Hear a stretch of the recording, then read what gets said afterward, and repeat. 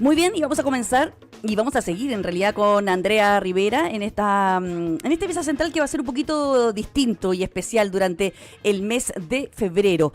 Comencemos revisando las noticias más importantes, Andrea. Sí, lo anunciabas tú al inicio del programa en tu editorial, lo complejo que ha resultado ser el proceso de reconstrucción tras el mega incendio de Valparaíso el año pasado. Ayer, de hecho, se cumplió un año de esta tragedia, en donde ayer hubo bastante pesar, reflexión, al cumplirse un año del devastador incendio en Viña del Mar, una de las mayores tragedias en la historia del país. Recordemos que este incendio dejó 137 fallecidos, se sumó recientemente una nueva víctima y hay una persona aún desaparecida. Para recordar a las víctimas se organizaron diversas actividades conmemorativas a lo largo del día. Una de ellas fue la misa en la Plaza Parroquia, realizada en la mañana de ayer en honor a quienes fallecieron en esta emergencia. Pero dentro de ese contexto es que han venido una serie de críticas, no solamente por parte de fuerzas políticas, sino que también de los propios afectados, que son los que, Claro que sí, los que han sufrido realmente en cuerpo y alma esta tragedia. No solamente perdieron sus viviendas, perdieron a familiares, todo un entorno en donde ellos vivían hasta el año pasado. Y por lo tanto se ha anunciado una huelga de hambre indefinida para exigir precisamente la reivindicación de los afectados del 2 y 3 de febrero en las comunas de Quilpué, Villa Alemana y Viña del Mar. Son 10 puntos contemplados en este petitorio que exigen al gobierno, como por ejemplo la entrega de un bono de acogida universal, salud integral para los damnificados y una mayor participación del Poder Central en el proceso de reconstrucción, que ha sido de un lento avance, lo reconocía y hacía el mea culpa la semana pasada la ministra del Interior, Carolina Toa. Sí, yo creo que el gobierno está consciente, lo hicieron en todos los tonos el mea culpa la semana pasada, porque son 137 fallecidos, 3.047 viviendas afectadas y de acuerdo a las cifras exactas del gerente que está a cambio, porque se pusieron a un gerente a cargo de ver cuánto avanza la reconstrucción, solo hay un 26% de avance. Es muy poco. Muy poco, y además estamos hablando de que se entregaron subsidios, pero de ahí a que tengan sus casas falta muchísimo tiempo. Claro, claro. Y dentro O sea, de esto, es un papel por ahora. es un papel solamente por ahora. Dentro de estos 10 puntos contemplados en este petitorio exigían, como yo te decía, la entrega de un bono de acogida universal, del subsidio de reconstrucción, salud integral para los afectados, que se asuman las responsabilidades civiles y políticas relacionadas con la gestión de los incendios y la presencia de los diferentes ministerios en los terrenos siniestrados, porque este caso además tiene distintas aristas, la humana, por supuesto, Claro. que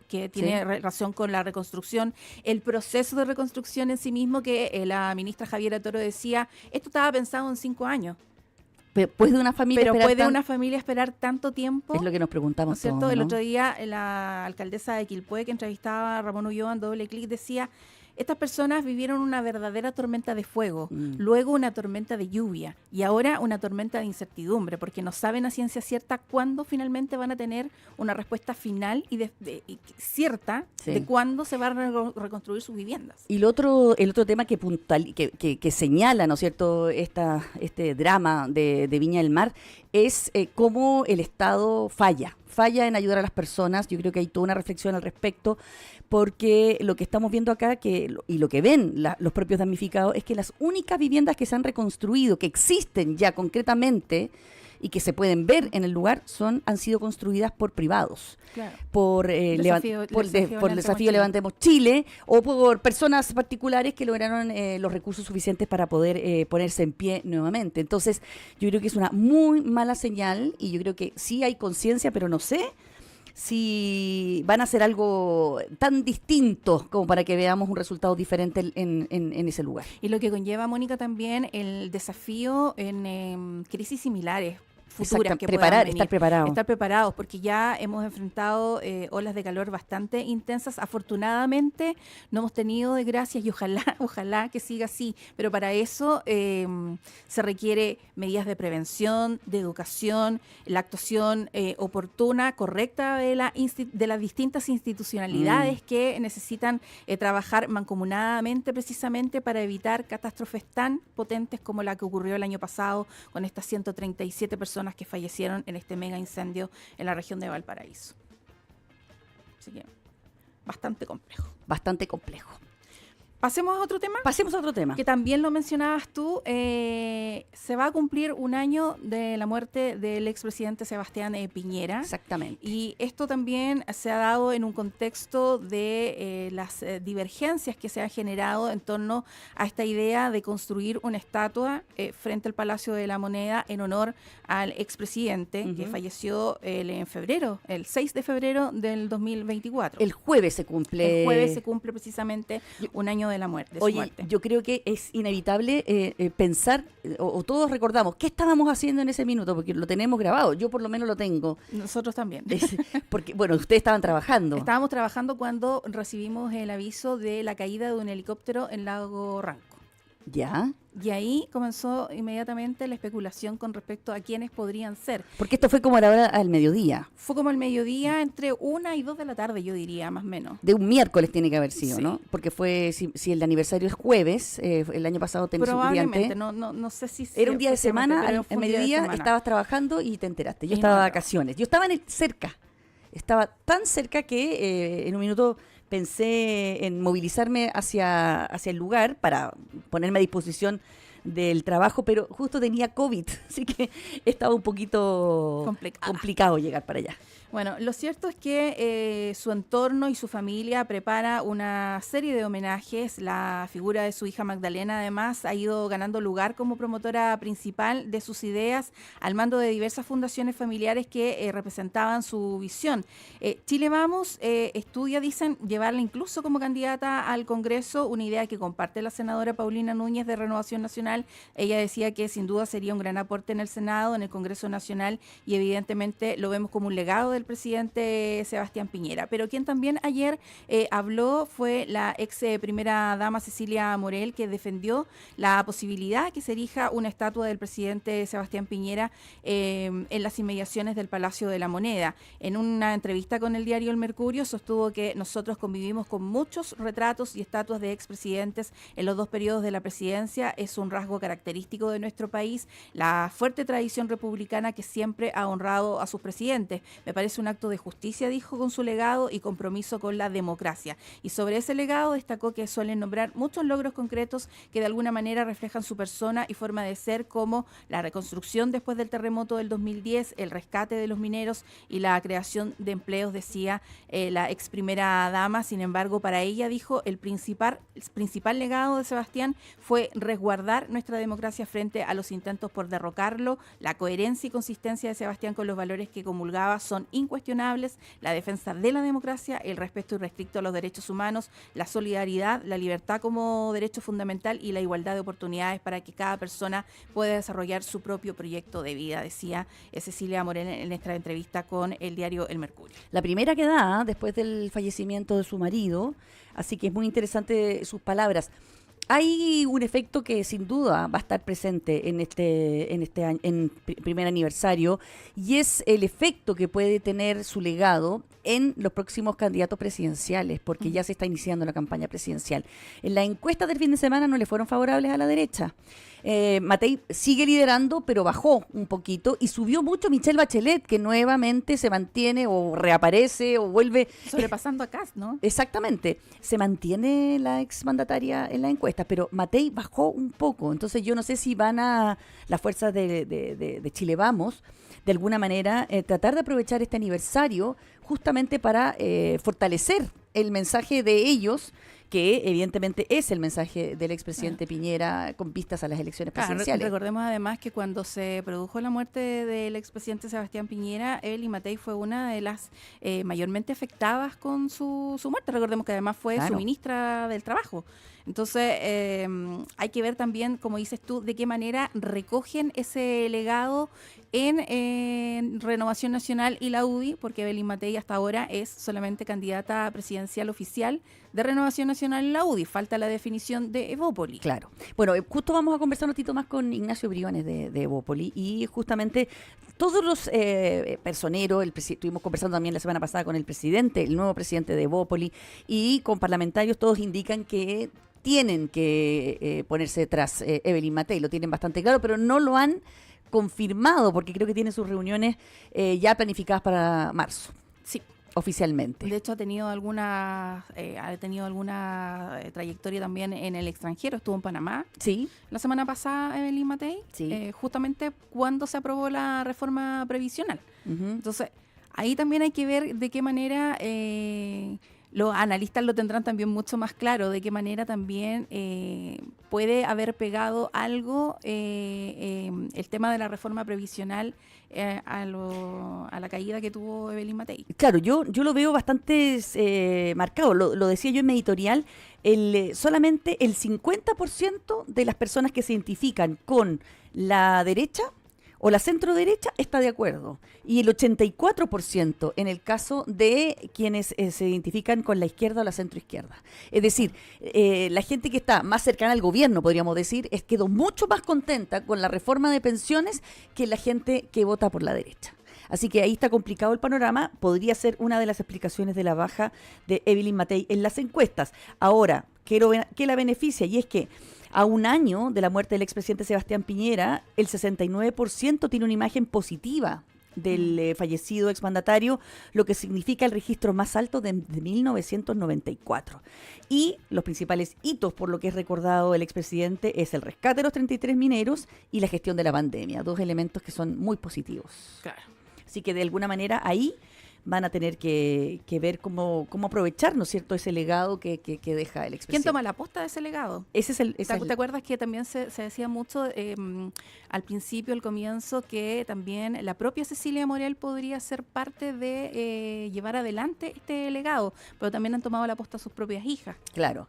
Bueno, Cecilia Morel tuvo un rol muy importante en algún minuto cuando pidió, por ejemplo, ponerse de acuerdo en determinadas cosas, unir, ¿no es cierto?, a toda la oposición que quedó bastante quebrada después de la reforma previsional, porque se ve una clara diferencia, entre, podríamos decir, la centro derecha y la extrema derecha. Claro. Es decir, ahora sí que en algún momento se pensó, la propia candidata Evelyn Matei había propuesto primarias amplias, sin embargo ahora se ve eso muy difícil y ya prácticamente todos dan por hecho de que libertarios, socialcristianos y republicanos van a ir por un lado, y todo lo que tiene que ver con la centro derecha hasta amarillo, claro, podríamos decir, van a ir en otra primaria. Pero ahí también hay que ver qué es lo que va a pasar con la decisión de Johannes Kaiser, porque la semana pasada decía él que había que analizar también cómo iba la situación de aquí en adelante, porque decía, a lo mejor, más que una candidatura presidencial, es mejor una candidatura parlamentaria. Claro. Lo que pasa es que él decía que todo va a depender de las encuestas. Si tenían más del 10% de apoyo ciudadano, se lanzaban. Claro, porque en ese minuto estaba por sobre José Antonio Cast. Exactamente.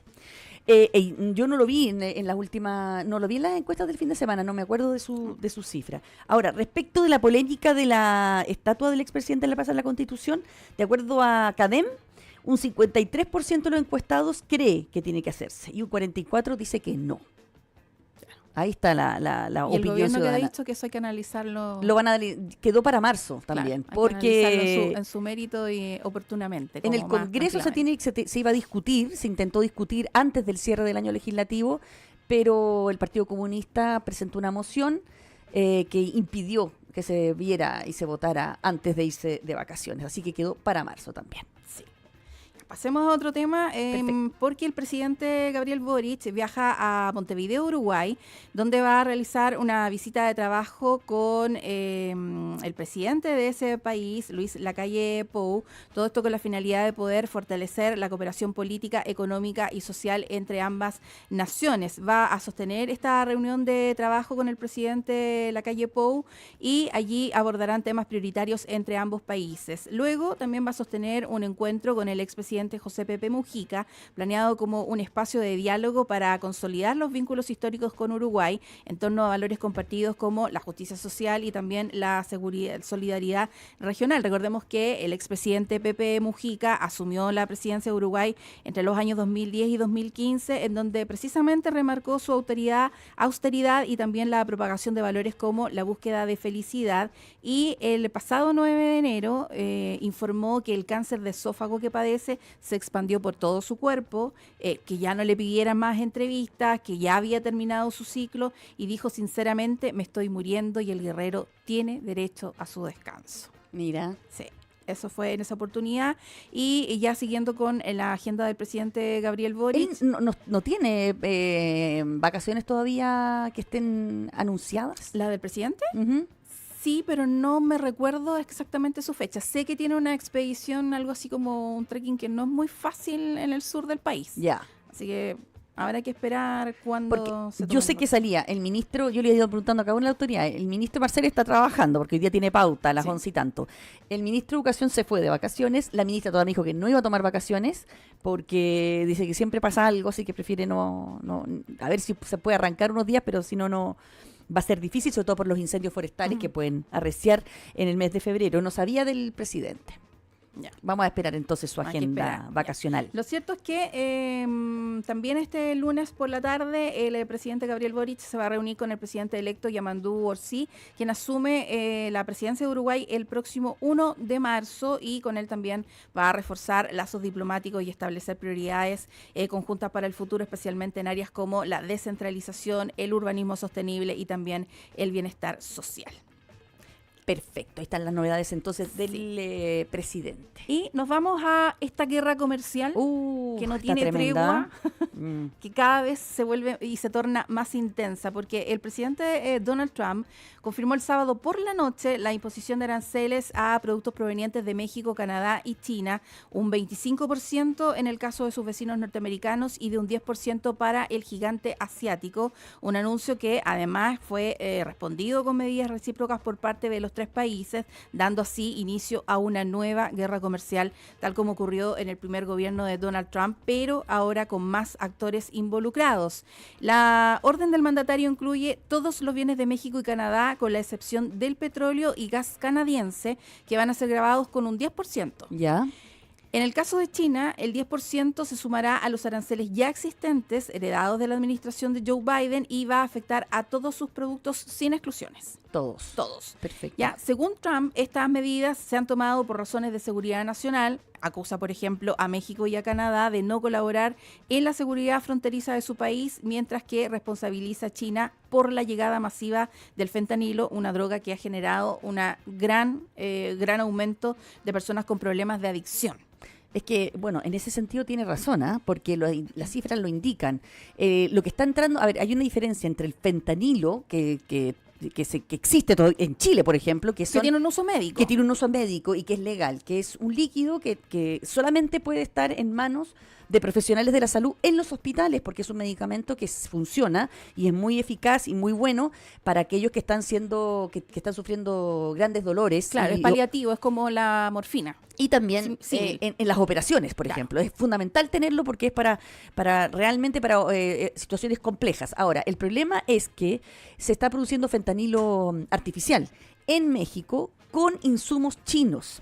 Y ahí está el gran drama que están viviendo en Estados Unidos, porque lo que está consumiendo las personas es este fentanilo que se hace artificialmente en los laboratorios mexicanos, con insumos chinos. Claro. Bueno, estos nuevos aranceles van a entrar en vigor mañana martes 4 de febrero y respecto a la duración, el gobierno de Estados Unidos afirmó que van a estar vigentes hasta que se alivie la crisis sin comprometer una fecha exacta. Trump ya recibió respuesta por parte de Canadá. El primer ministro Justin Trudeau confirmó que va a tomar represalias y va a gravar con un 25% el equivalente a 155.000 millones de dólares en comercio con Estados Unidos. Dijo que ciertamente no buscaban una escalada, pero que van a defender a Canadá. La presidenta mexicana Claudia Sheinbaum dijo que espera la respuesta de su par estadounidense a la propuesta de establecer una mesa de trabajo sobre migración y narcotráfico, problemáticas que adujo para imponer los aranceles a México y por lo tanto llamaba un poco a la cautela, pero advirtió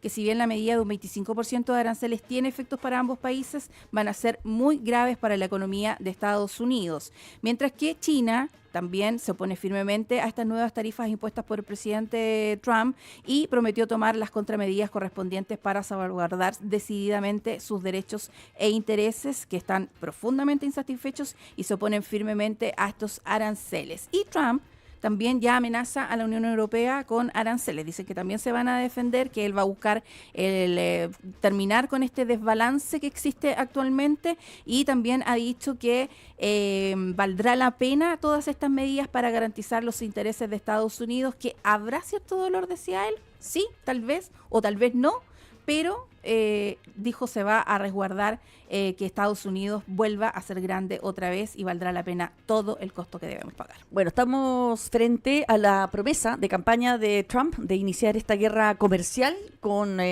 utilizando, digamos, todo lo que es el comercio para problemas que no tienen nada que ver como la droga, la migración ilegal, en fin, lo que ha generado hoy día que el dólar esté disparado, las bolsas están cayendo con fuerzas en todo el mundo, la divisa estadounidense se aproxima a la paridad con el euro, marca máximos históricos frente al dólar canadiense, al yuan chino, y las empresas exportadoras están cayendo en la bolsa y el petróleo está subiendo de precio. Parte de las primeras consecuencias nomás que estamos viendo de esta guerra comercial tan esperada y que se está haciendo realidad frente a nuestros ojos. Y ahí es donde el fantasma de la inflación vuelve a resurgir. No, nos volvemos a asustar. Fuerza. Vamos a conversar de todo aquello en nuestra próxima entrevista porque viene el exministro de Hacienda, Ignacio Briones.